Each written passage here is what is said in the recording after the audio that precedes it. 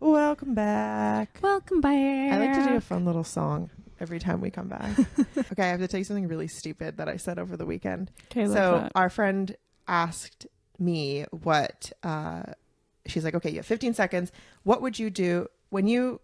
Have you ever had a dream that if hold on, let me start again. She was like, okay, so you're dead, and I was like, oh crap, okay. She's like, okay, quick, you're dead, and you get cremated. Oh my god, where would you want to be spread? She's like, you have 15 seconds to answer. And I was like, okay, crap. I thought it was one of those ones where it's like you have to answer as quick as you can, not you have 15 seconds to like think about it and then answer. Oh, so I answered in the ocean. That's what I thought. I know. That's what I thought. And I'm like, okay, well, I'm a Cancer, so yeah, I'm like water sign in the ocean. Yeah. And she's like, okay, gonna be more specific about what ocean? Like, I was like, our ocean. She's like, so the Pacific Ocean? I was like, yeah. And then I was like, wait, no, in the forest. She's like, oh my god, what forest? And she just was like, okay, idiot, where? And then doesn't have a single thought in the brain. I do have to say I was under the influence, so I did start to like laugh a little bit and think about being like putting my ashes in the ocean and then being a ghost stuck in the ocean. Yeah. And it was like, okay, not you waterboarding me as a ghost. It's like the stupidest thing. Is that what you said? Literally, that's what I said. I was like, okay, me as a ghost in the ocean. Okay, not you waterboarding me, like throwing my ashes. And how did that joke land? Well, the friend on my left was also under the influence and pissed her pants. And the friend who told the joke was like, guys, come on, be serious.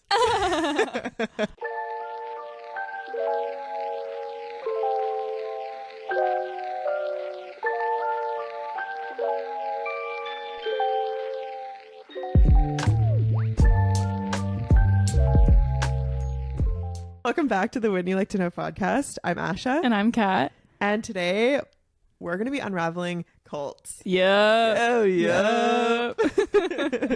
I'm so excited. I freaking love cults. But not like really love them, but I like talking about them. They're very interesting to hear and think about the human psyche and how it can be manipulated. There's so many different kinds of cults. Yeah, well, they're ever present. They're effervescent. Ever present. I know you said that, but then I wanted to say effervescent because that's a fun word. I heard that cult leaders are a combination of a political leader or a politician and a murderer. Oh, that makes so much sense. Yeah. Well, murderer's mind, like a psychopath plus politician's mind combined. Yeah. They're kind of like a double trouble. Yeah. Yeah. Yucky. That makes a lot of sense. They're just as bad as politicians can be and also just as clever, but then they have this sadistic side of like a sociopath. Yeah. And I thought that was such an interesting take, and I was like, yeah, they kind of are. Yeah. Because they're able to be organized and like organize a group of people and be listened to, kind of like a politician is. Yeah. Or has to be. And know what they want and know how to like convince people. Yeah. What to do almost, right? Okay, cool. So I am going to be talking about the Yellow Deli / 12 Tribes cult community that I do have to be honest, I thought was only in BC, in like where we live. Yep. Nope. And upon doing further research, was completely wrong. Yep. I mean, good that you knew it and you're like, yeah, dude, they're everywhere. Well, we read that article together when we were on our way back from Kamloops one time. I read you. You were driving, I think. Yeah, maybe that's what it was. Yeah. But when we drive back from my parents' place, which is like a 3-hour drive away from where we are now, we drive past one of the Yellow Deli signs, and it says like, come on in, or come in, and then it says their location. It says we're open. Exit this or whatever. Yeah, exit whatever, 341 or whatever. And like very inviting sign, very like pretty yellow. Yeah. And I was like, holy crap. But when I first learned about this deli, my friend was telling me about it, how like one of her friends went to the deli and she knew someone who was a part of it because the people who work at the deli are all a part of this cult and like don't get paid, all this kind of stuff. And I was like, holy crap, I'd love to do some more research about it. So I did. So yeah, I'm so excited to learn more because ever since I remember it so clearly in my brain, me and you were driving home, and then I think it was, well, actually I don't remember what we're driving home from. It was your parents' place though. Yeah. And then you mentioned that your friend had said that. Yeah. And I was like, hold up. I need to know more about this immediately. Yeah. And then I look it up and I was like, this is actually way worse than what your friend had said to you. I was like, this is way, way worse. Because in my mind, cults are something that are kind of like beyond reach, something that we don't really experience in our everyday lives, and something that we don't really feel is close to anyone we know, anyone we love, all that kind of stuff. Kind of like murderers too. Yeah, like, yeah, exactly. It's not really something it's not something you experience until you do experience it, right? So like, you and I, yikes. You and I, that's the last time you experience it. And then we have like endless conversations about like communes, like horrific cults that have existed like in history. I know you're going to be talking about one historical one, but I think like I said, we forget to point on cults that are like happening now and essentially like around us, right? Like the Yellow Deli. So we briefly talked about the Yellow Deli, but I want to dive a little deeper into it today. So I'm going to give you an elevator pitch of like essentially what it is. So the Yellow Deli cult, or otherwise known as the 12 Tribes, is a fundamentalist Christian cult with branches all over the world. I didn't know they did, but now they definitely do. They're known for their unusual blend of the traditional hippie aesthetic and the more calm, cool, collected vibe.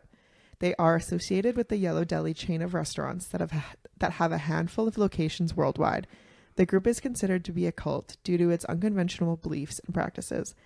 And these beliefs are like super racist, super anti-Semitism, and there's like a buttload of child abuse that like are entwined within this cult.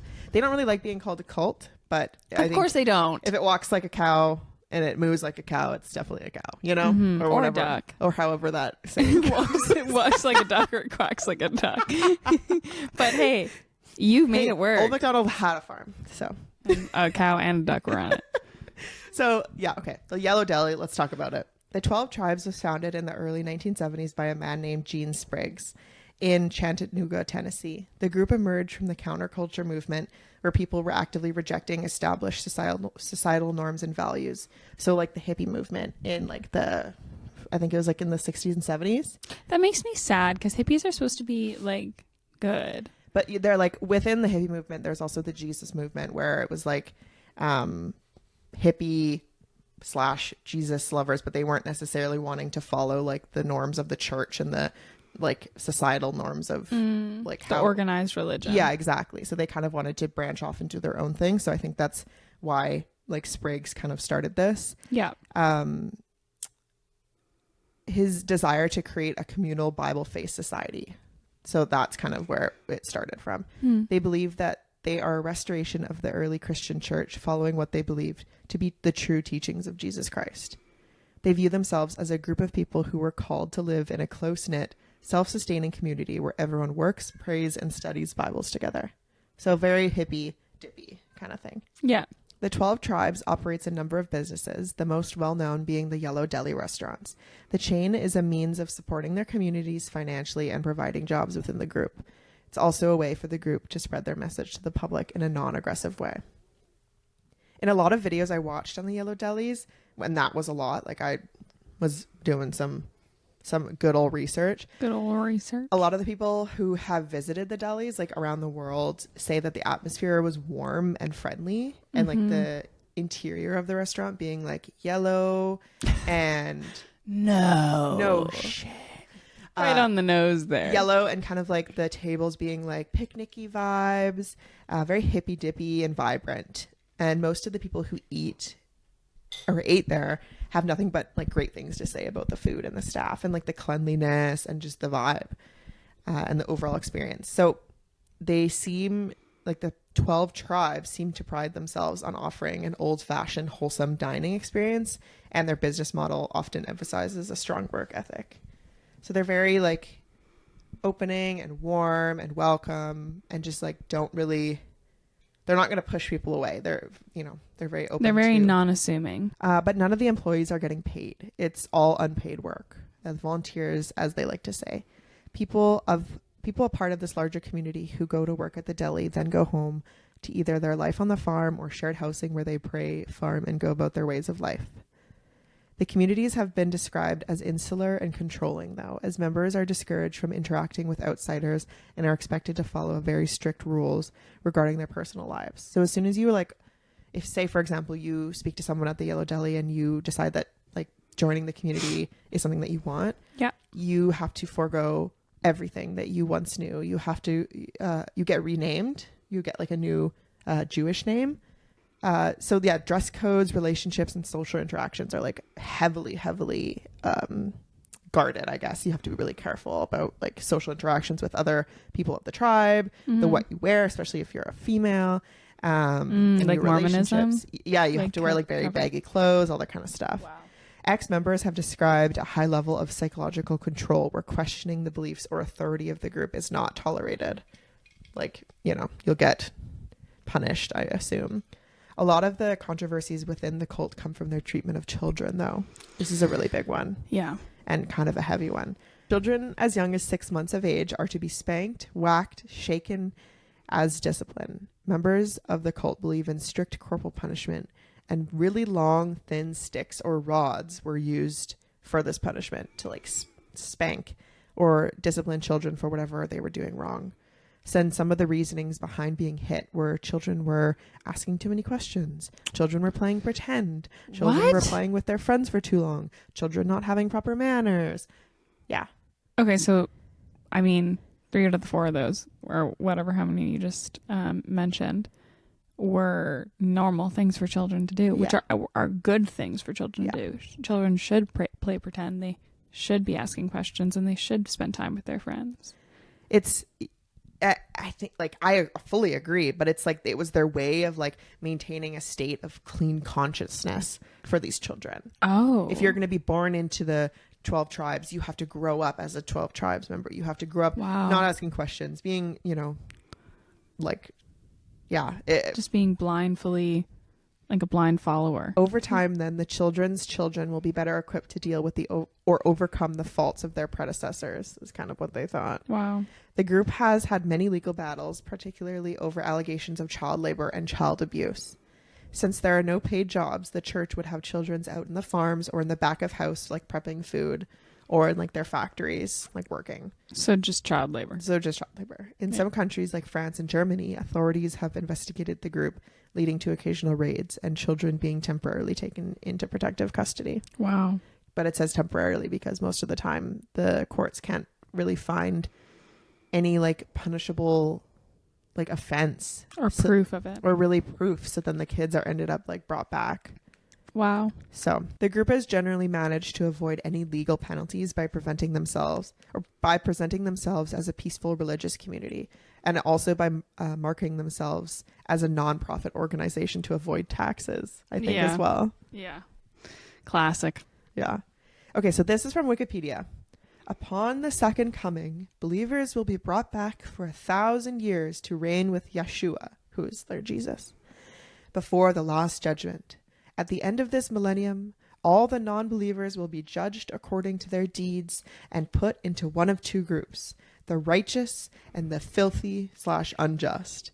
The filthy and the unjust will be sent to the lake of fire, while the righteous will go on to eternity and fill the universe. The group believes that the end time has arrived, though no date has been set. Wow.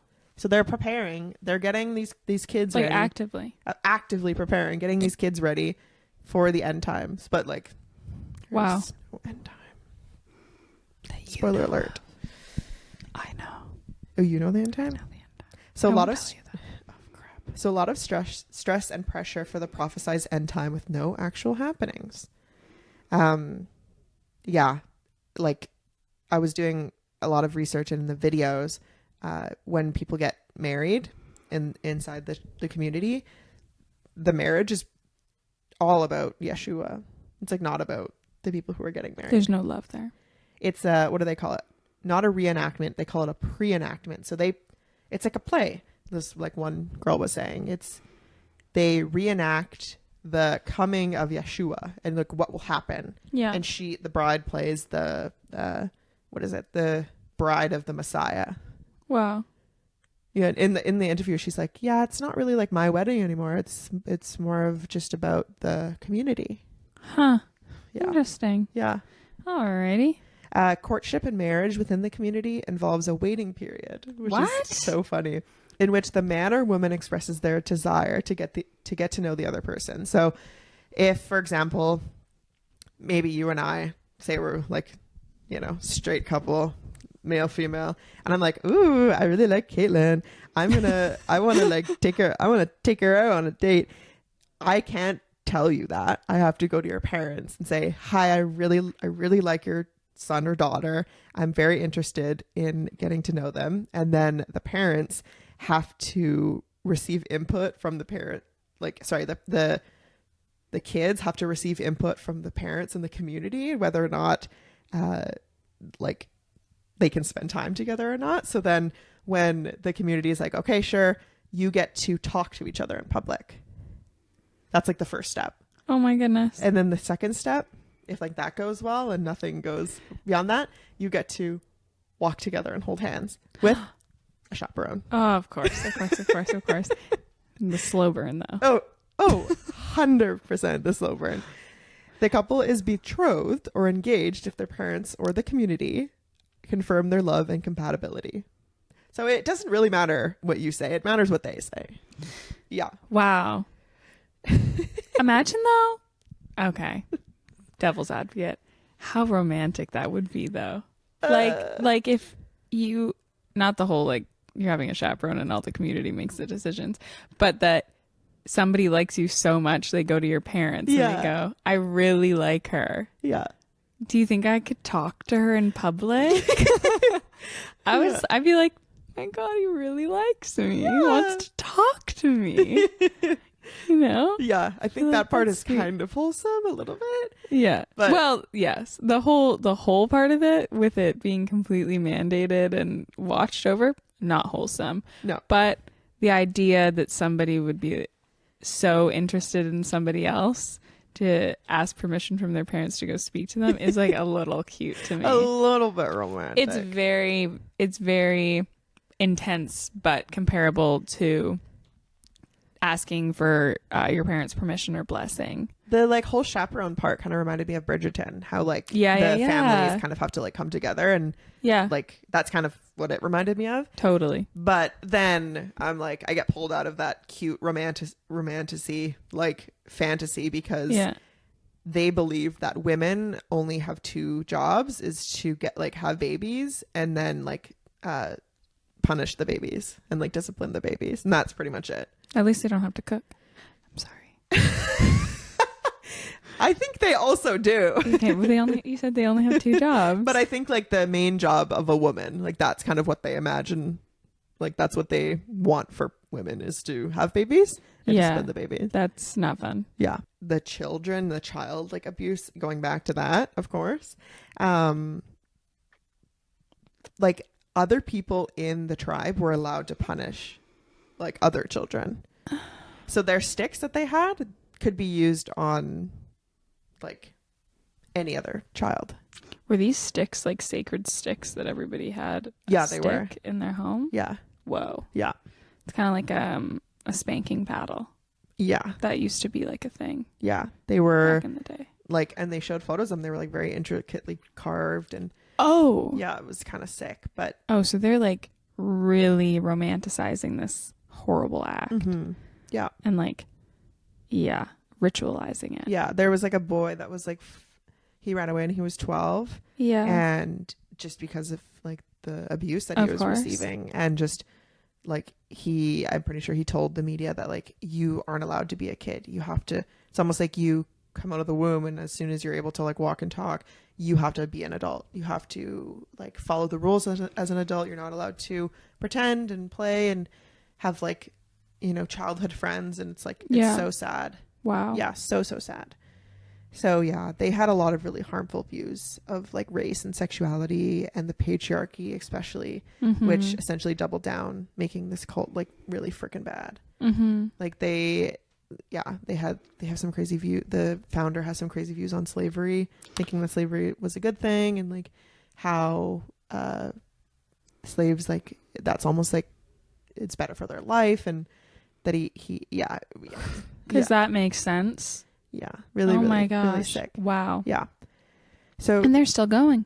well, the founder died in 2021, I think, and it's almost like nothing changed. I think they're just either trying to forget about the fact that he died, because they didn't necessarily look up to him as like a messiah, like I said earlier, but it was almost like he kind of, was the founder. He led the way. But I think because there's so many different communes all around the world, they have their own leaders essentially, so it's not like really anything changed. Wow. So really kind of just harmful ideations of like just the way of life and all that kind of stuff. But it is interesting to think about, without the issues with the children and the harmful practices they have, is a cult like this something that's okay? Is it people who are working for the community are happy and okay with not being compensated for their time? Is it okay for an organization like this to continue? I mean, no, they're abusing children. That's what I said with like without the like harmful practices, is like a little friendly commune like this where nobody's really getting paid, but they're all kind of like, well, I think that's fine. Communes exist. And I think that if you think about it, it's like a little village, and it's, well, I'll talk about it, but it's like socialism. Like everything's just shared, everything's equal. I think it's really hard to do properly. I think unfortunately we, one of the 7 sins, greed, greed. We're just, unfortunately, we have those in us, and some have more than others. And in a commune, more often than not, I think these organizations that may start off better than they end, I mean, they started off pretty horrible. They do have like good intentions of just like living off the grid, living on the land, having everybody kind of does their part in the community, and therefore everybody's taken care of. Like if you're hungry, there's food, and like if your car doesn't work, then there's somebody that'll help fix it. If you need help painting your roof, somebody will help with that, like kind of thing. Like everybody kind of does their part in the community to make a village of people to support families and everybody in the community. I think that that's amazing. I just think it's a dream that it really relies on the fact that everybody is going to act selflessly. And I don't think they can. I don't think so either. Another point that I forgot to mention was their medical care was very lax as well, or is very lax. Like they, because of their stoppage of like the outside world and like social media and like gathering information from what's going on in the world, their views on medical care and like healthcare are like just so horrible. Like they don't obviously believe in vaccines. They don't, they think that like herbs and praying away the bad is a way to heal someone. Like their, last case resort will be going to the hospital, but they don't have the medical equipment needed for someone who is having a baby or had a heart attack or something like that. They just kind of prescribe things with medicine or with herbs, and most of the time that's not going to help someone who needs a blood transfusion or something like that. So what transfusion? A blood transfusion? Thought you said button transfusion. I was like, the heck? What the heck is that? Their button?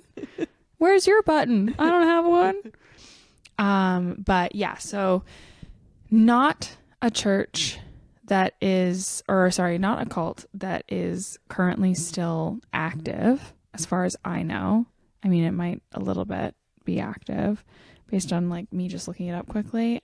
Just now it seemed like there was a little bit of stuff that popped up, but it has ended. And the one that's also well known for the Jonestown massacre, which is the don't drink the Koolaid. Yeah. So I'm not going to deep dive into like all the details, because I'm sure a lot of people know like a lot of the details, and there's like so many documentaries and podcasts that like really dive deep into them. And one of the podcasts that I listened to that actually just got me interested and was why I wanted to talk about this was Something Was Wrong. Okay. It was season 4. So if you're super interested in it and you want to like really hear the full story from 2 of the survivors and their side only, and it's not about the leader really at all, right, then you can go listen to that. It is so well done. I really like the podcast Something Was Wrong. It talks about, the whole podcast talks about survivors of abuse. right. Yeah, so like whether it be domestic abuse or like violence or a cult. Yeah. Yeah. So anyways, this cult did not start off the way that your cult you talked about started off as. And maybe an unpopular opinion, it kind of started off with a really good footing. They started off in 1954. Okay. Where obviously there was a lot of racism. Yeah, the 50s, yeah. Yeah. Well, there's still a lot of racism, but there was a lot back then, and like there was still black lineups and like all that type of stuff. Okay. Like people of color have to line up here, and or there's a certain part of the bus or they have to sit on. Like it was really bad back then. And Jim Jones is the founder and leader of this church, or the People's Temple, and he opened up a church in 1954 that promoted equality. Yeah. And had the message of, doesn't matter what color skin you have, we're all people and we all deserve like to have food on our table and roofs over our head and to be loved. And that's what it was. And so in the beginning, the message really was just to build a safe space for people. And I watched a docu-series, and one of the survivors that it followed it really struck home with me because it was a interracial couple. And so at that time, they didn't really have anywhere to go. And so both their sides of the family, the gentleman's side, he was white, his side rejected him for being in an interracial couple. The woman's side, was black, they rejected her. And so they didn't really have anywhere to go. Right. And there weren't churches that were interracial. Right. So they had nowhere to go. And then they found Jim Jones, who has all people of color in the pews, just celebrating life and celebrating the ability to coexist and love one another openly. And of course, that is so tempting and enticing for yeah people who are being turned away from other places yeah and just like outcasted. Yeah. And they wanted just equality and just to have equal rights for people and women. They did not nearing the end everything went to hell, but they weren't, the men have the power and the women are just for having babies and all that type of stuff. They were equals. And that's what it was. And it was really a wonderful idea in the beginning. But Jim Jones knew what he was doing. From the start. Yeah. And his idol, who do you think his idol was? Just think about a horrible man. Hitler. Yeah. Yeah. It was Hitler. And he didn't necessarily believe in what Hitler was spewing and what he was preaching, but he was enticed by the way that he could get a crowd riled up. So he was interested in that amount of control and that amount of power that one man could have. Right. So that's what he wanted. So it was during the time he was a child, Jim Jones was a child during the time of World War II. And then the kids would, at school in the playground, act as the heroes, the people, the soldiers that they're sending out, and they're going to save everybody. But he didn't want to. He wanted to act like Hitler. So he continued to kind of research in a way, but just watch a lot of this content that was happening on the news and start to learn what type of things that Hitler was doing. Okay. Yeah. And he didn't have a very watched over childhood. Like his mom wasn't super present. And he was a very weird kid. Like he wanted to get people in and get groups in to do weird things. Like he would break into a casket store, and then have all the kids go in all the caskets and pretend they were dead. Oh God. And he would too. He would find roadkill, and he'd host elaborate funerals for the roadkill. Yeah. It was just a way to get this attention on him. But he learned a lot of things really quickly. Okay. In this time when he was a kid. He learned the way to get people who are vulnerable. So he learned that he did those kind of those funeral things when they would break in, they would pretend that they were dead, and they'd line the caskets, and then people were like, hey man, that's really weird, I don't want to do that. But then he learned that if the older kids and kids his age weren't listening, the younger kids, the loners, they would. Okay. The ones that were alone would come and do it with him because they had nothing else to do. They had nobody else to do it. And then he was eventually taken to church, not by his mother. I believe it was a neighbor or somebody who watched after him. And he saw again this man standing at the front, getting all this attention. Yeah. And so then he began to go to churches, a bunch of different ones when he was a kid, and almost study the pastors. Oh, okay. And all the different ways. Like there's very different degrees at which a service is held, from like a Protestant to like a Baptist church, Okay. to like an Anglican church. And so you'd kind of watch how they would all do it. And then eventually it led to him opening up his first church in Indianapolis. He's followed the message of God still at that time, but he was more obviously interested in garnering attention and power. Right. So he knew that he could do this by giving people what they wanted, which is equality and a sense of community with everybody in their community, and everybody, all peoples of color, Right. and race and background. And he actually eventually adopted a bunch of kids, all different races, and he called it the Rainbow Family because he wanted to have a family that reflected what we see out in the world. Was he married at all? He was married. Okay. Yeah. And so you hear all this, and there's obviously the Hitler stuff in his childhood, but you hear him adopting these people to have a family that reflects what we really do see in our day-to-day lives in our community, have a community center, it's a church, but a community place of gathering and a place to build community for everybody, and a safe space. And when somebody needs food, they help. Yeah. When somebody needs a place to sleep on, they find somebody in the community to take them in. Right. And I just am left thinking, wow, that would sound amazing. Don't you think, in that time? I guess, yeah, in that time, yeah.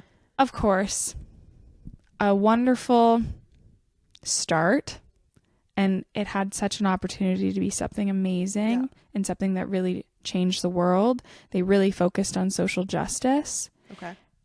But he's a man who wanted power, and that's all he wanted. Whether or not he believed in the equality and social justice in the beginning, you can't ever know. Right. Some people think he didn't. Some people think he did. You'll never know. He'd never let you in on it, right? Right.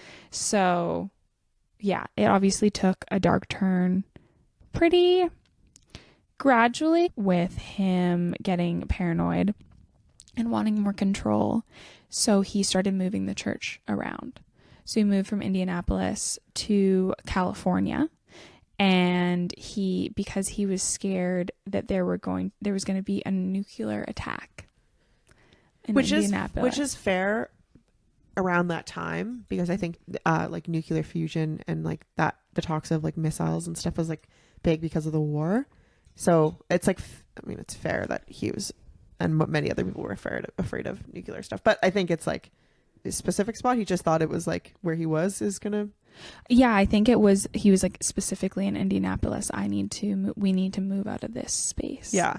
Yeah. So he moved to Redwood, California, I believe, where he gained more people into the community. And then later he moved down to San Francisco, which is funny that it all comes back to San Francisco. Yeah, it does. Hey. And so then that's where he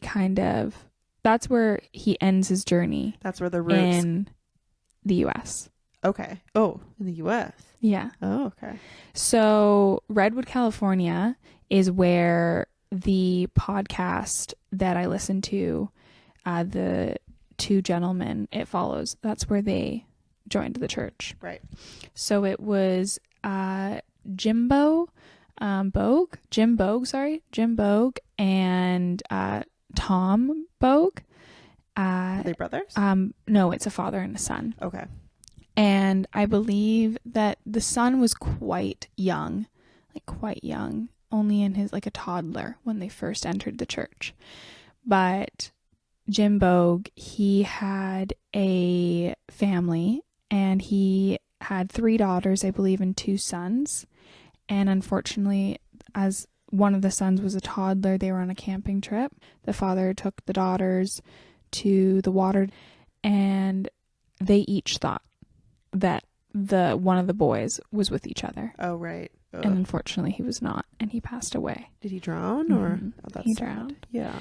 So after that happens to the family, both of the mother and the father are just distraught. That just puts such a strain on a relationship. And Jim wanted some sort of community, some way to ground himself. Mm-hmm. So he decided to try out this church that came to town. So he goes, and he only goes 3 to 6 times before he can't leave. Whoa. Yep. It happens that quick. So is it like a Sunday service he's going to? Yeah. Okay. So he goes one Sunday because he hears about it, and he takes his family, and quickly, the first time, they spend most of the day there because after the church service, they're invited for a potluck in the back courtyard, and he's quickly swept up on it. But he knows something's wrong, so he wants to leave. But his wife is already in it. Like, she's already wrapped up in it, and she doesn't want to leave. And in this process of being brought to this cult, they've said, sign these blank papers. Sign these blank pieces of paper. And they're like, why? Oh, because, when we try to make social justice action and we write to political leaders, then we already have it. So it's just nice and quick. And they're like, okay. And they put them in a group of people. They put them in a big room, and they go, everybody else is doing it. So it's this immense peer pressure. Yeah. Oh, yeah. Right? And then they further eventually lead him to going in a room to show his loyalty to the church. You have to confess to something that you haven't done about abusing your children or molesting them. Sign it, and it'll never be used, but it'll protect the church if you ever try to wrong the church. And so he's thinking in his head, I don't want to do this. I've never hurt my children. Why would someone agree to that? Yeah.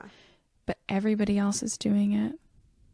And he thinks, well, I'm never going to hurt the church. I'll leave, but I'm never going to hurt it. So I'm safe. It's fine. That's crazy. And so he does it. Oh, no. So when he tells his wife, I don't actually think I'm interested in staying here. I'm not interested in continuing to go to this church. She tells Jim Jones what happened. She goes to him, and he instructs her what to do. So as the father is at home, he's packing up the car because he's just going to go on a road trip to visit his brother up north with the kids. She comes home with a letter of separation, I believe it is, and says that he has to leave the house. So he leaves because he's upset, and he comes back the next day and he's like, I'm not leaving. I'm not leaving you. I'm not leaving my kids. What the hell? What the hell is this? but it's too late because she's already drained their joint bank account and she's already changed like all their assets into her name. Jesus, that's crazy. So he has nothing. He's homeless. Has nothing to, no, penniless, and she's threatening divorce. Nobody on his side. And she says, I'll stay with you. You just have to keep going to the People's Temple. Wow. Yeah. So he's stuck. He has nothing. Not to mention, he has a written confession saying that he molested his 3 young daughters. He's screwed. He's so screwed. And then on top of that, you say, okay, well, he can just tell the police what happened. No, because all the police are, and like there's like politicians and policemen and the big top dogs of the city, all in Jim Jones' back pocket. Oh. Because what happens when their cars break down and they need a mechanic and they can't afford it? It's not in the budget for the police. It's okay. We have mechanics in the church. We'll fix those for you. Yeah, come on in. Let's chat. What happens when they need, a politician or something needs their house painted? It's okay. We'll paint it for you. We've got painters. Mm-hmm. Don't worry. It's on the house. Yeah. So everybody's in his back pocket. So Jim Bogue, not Jim Jones, the father, is fully stuck. Oh my God. Fully stuck. But he's not happy. So he's not brainwashed stuck. Okay. He's trying to leave. Yeah. But he needs to try to get his kids out too. Right. But his wife is now being fully separated from him. So the father, is being kept on long hours, working like 2 to 3 jobs, doing night shifts, barely at home. And then the wife is being pushed to another member of the church. And they're doing a lot of stuff together because Jim Jones is suggesting this other man and her do a lot of stuff together. Okay. And of course, an affair happens. Yeah. And then the father's coming home to this man in his bed. And they're, oh my God, like, no, that's not what it is, not what it is. But he has no way to get out. He has no way to get out. And he just kind of has to believe them. But he doesn't. So he is not a willing participant, to say the least. He tries to do his best to, fly under the radar, but he's not. And eventually the whole church is moved down to San Francisco, and like more people come with them. And then they end up going on these road trips across America with these big buses, stopping off at a bunch of different places, getting more people, more participants into the buses as they go. And the way that he'd, by that point, formulated his whole church and community was they were all tattling on each other. They all had to tell on each other. So he had basically snitches everywhere. Because if you didn't, then you would get in trouble. And he would know because he's all-knowing. They had also had people do illegal activities and then or confess to things that they hadn't done. So everybody's in kind of a similar boat. They're all kind of screwed. Yeah. If they leave.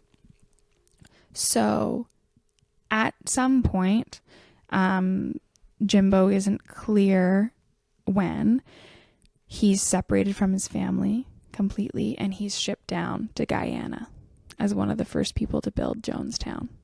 So do you know? Against his will?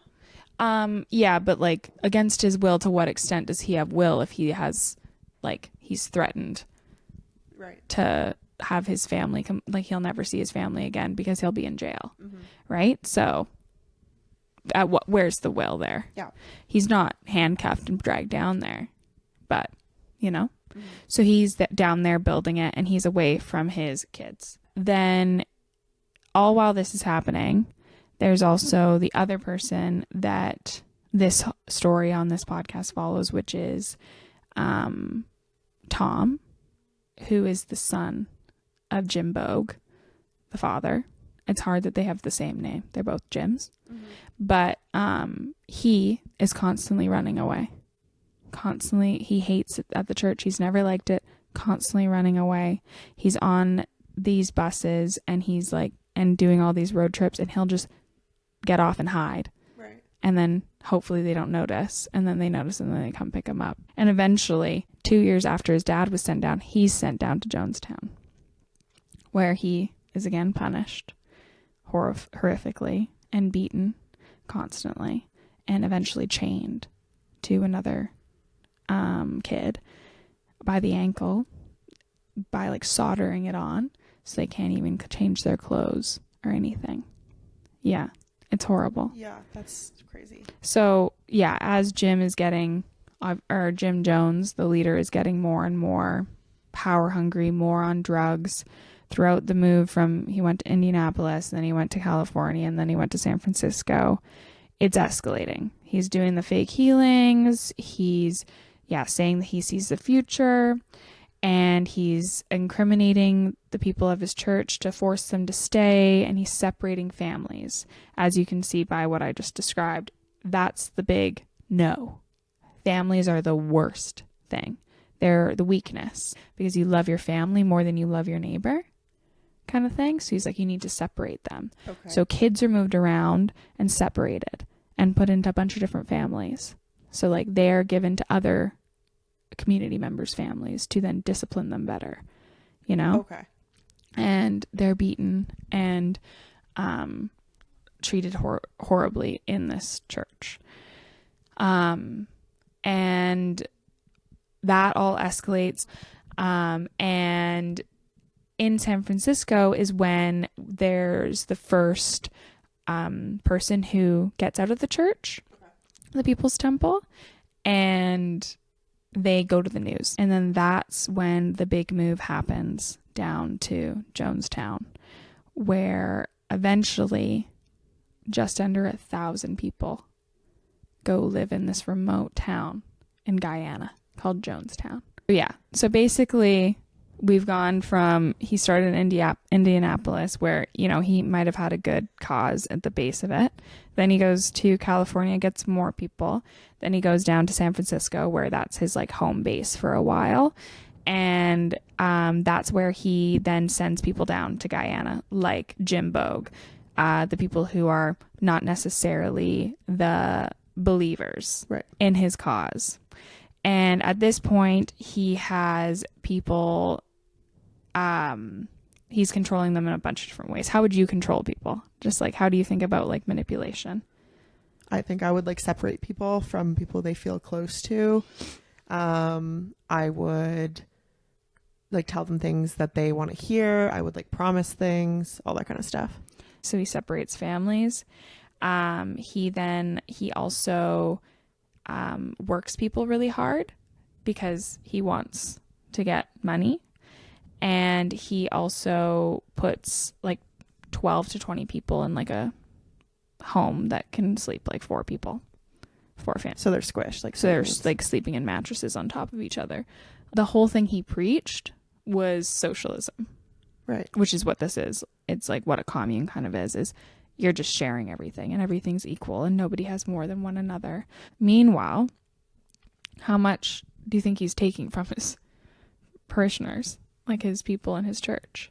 How much he's taking from the church? Yeah, and from everybody in the church. Probably all of it. Well, he starts out by asking for 15% from newcomers. Then it bumps up to 25%. And then by the time that the news story breaks, he has people transfer everything they have to the church so that they can pay for all of the flights out of San Francisco and out of wherever they are into Guyana. Yeah. And he has it scheduled because like now the news is on to them. Now there's like people looking into him. They have it scheduled that at every day at 4:30 there's flights to Guyana, and there's 3 church members on those flights, but they never sit together. Okay. So that they can't tell where they are. And like they can't see, like the authorities can't follow them and know who's going, kind of thing. Okay. Interesting. And then they get sent all down, just under 1,000, down to Jonestown, which is a 19-hour boat ride out of Georgetown, which is the capital city of Guyana. And it's 19 hours on boat. And then you can also take a flight, but it's like a tiny little airstrip that you can't fit that many people on planes. Right. Yeah.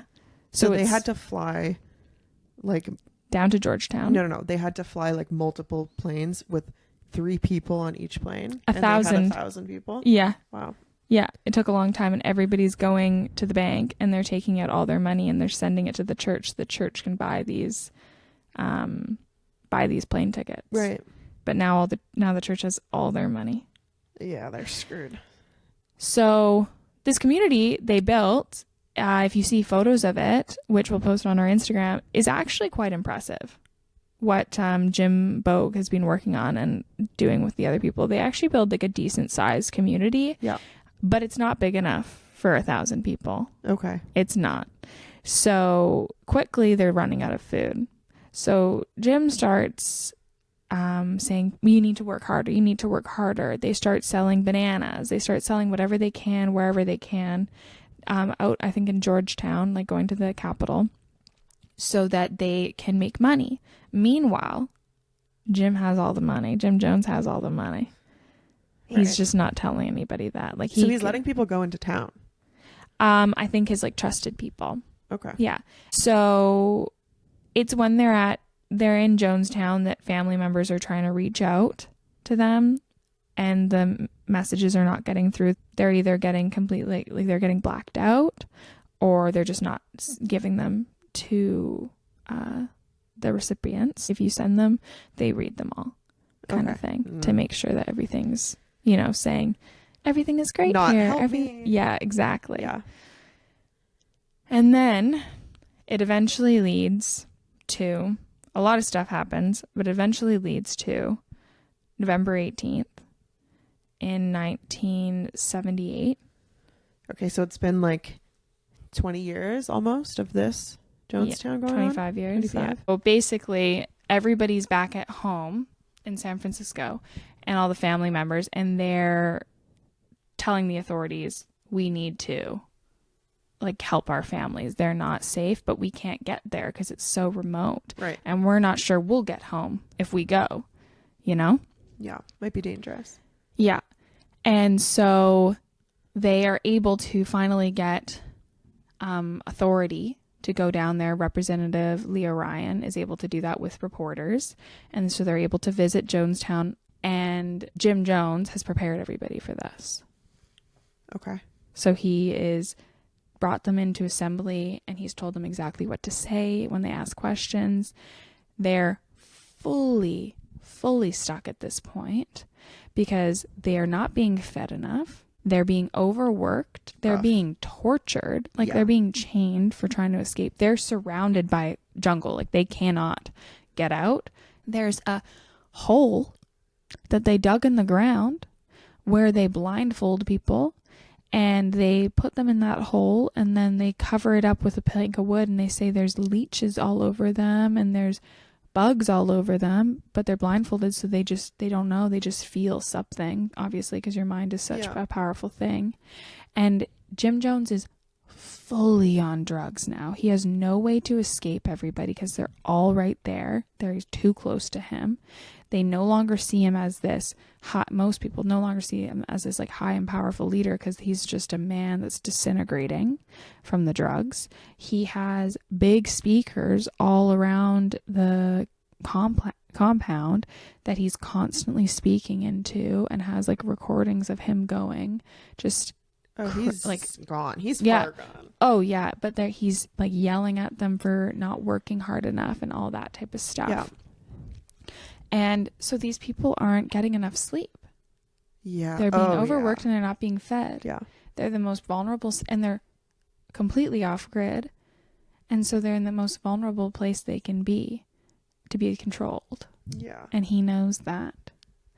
So the representative comes. They let him come because they really have no other choice. And this is when there's a man who's able to pass a note to one of the reporters saying, help me. I want to get out of here. And that man is the husband of that interracial couple I told you earlier. Okay. And so that's what kind of starts the role, which then leads to more people wanting to leave. And then all of a sudden there's like a lot of people who want to leave. And obviously Jim Jones is freaking the heck out because now all those people are leaving. So they're put on to this tractor and they all get taken out and they go to the airstrip and they're boarding the flight, or they're boarding the plane. It's a very small passenger plane. So they already took the boat ride? No boat ride. It's a 19-hour boat ride, or you can take a plane. Okay. But you have to be able to call for a plane. It's like a bush plane almost, like a little one? Yeah. So, like, people in terms of escaping, they can't, like, escape on a bush plane. Because they'd have to find some way to contact them. And they have no money and they have no passports. Yeah. Because their passports were all taken. So they kind of have to do the boat ride or walk through the jungle. Ooh. Yeah. So they're all on the airstrip when another truck arrives with 6 members from the People's Temple with guns. Okay. And they gun them down. Wow. So they're ready to not let people leave. Mm-hmm. That's where the representative, Leah Ryan, is shot and killed. Okay. Mm-hmm. Along with 4 other people. So the people from the temple either are shot and killed, or they play dead, or they run into the forest injured. And that's where the son of Jim Bogue I mentioned earlier runs. He's at this group and he runs and he goes into the jungle to escape. And there he's injured. He's gotten shot in the leg. And I think they're in the jungle, which is different, for 3 days. Oh. And most, they're children. They're lost. They're lost. They have no idea where they are. Anyways, so they're eventually found. Yeah. And not by Jonestown? By someone else? I don't remember how they're found. I think they're found by potentially the Georgetown, the Capitol's people looking for them, the authorities looking for them, or it's the other members who didn't run. They were able to escape another way and they're able to go find them. And so Jim Bogue and Tom Bogue, the father and the son, are able to get home free and survive. Yeah. So that's obviously, you listen to them recap this. So, wow. Yeah. But that night is when the Koolaid happens. Okay. So tell me about the Koolaid. So it's not Koolaid. That's the first fact. It was never Koolaid? It was never Koolaid. It's Flavor Aid. It's a knockoff brand. And basically he says, if we can't live in peace, we'll die in peace. So he orders everybody to line up. He's mixed cyanide with Kool-Aid. And they're ordered, this is hard, they're ordered to give the Kool-Aid to the kids first. Okay. And they have it in syringes for the babies. Oh, that's really sad. Cyanide is not an easy way to go. He tells them that it's a calm way to go. And it's peaceful, just like falling asleep. It stops your body from absorbing oxygen. So you slowly suffocate. It's a horrific death. Yeah. So did he tell everyone that there was cyanide inside of the Kool-Aid? They knew they were committing suicide. Okay. Suicide. They were committing suicide while being watched over by armed guards. And if they tried to run, they were injected with it. So is that suicide? No. That's mass murder. Yeah. 100%. Yeah. So I think that's, he said it was a retribution by suicide or something. What does that mean? That's what he called it. Okay. I don't know if it's retribution by suicide. It was he was like, it's not suicide. It's it's a revolution kind of thing. We're making an act. We're telling the world that we're not living in this world if it's not peaceful. So if we can't leave peacefully, we won't live at all. Wow. And he's like, they're going to come for us. They're going to come for our children. They're going to kill us all anyways, kind of thing. So why would you rather live 10 days like that versus die peacefully today? That's kind of what he says. These people didn't necessarily have a choice. Well, So some people are so brainwashed at this point and so in it that they did do it. Like they did it willfully. They were like, we're going to die. Right. Okay. I think that's very few.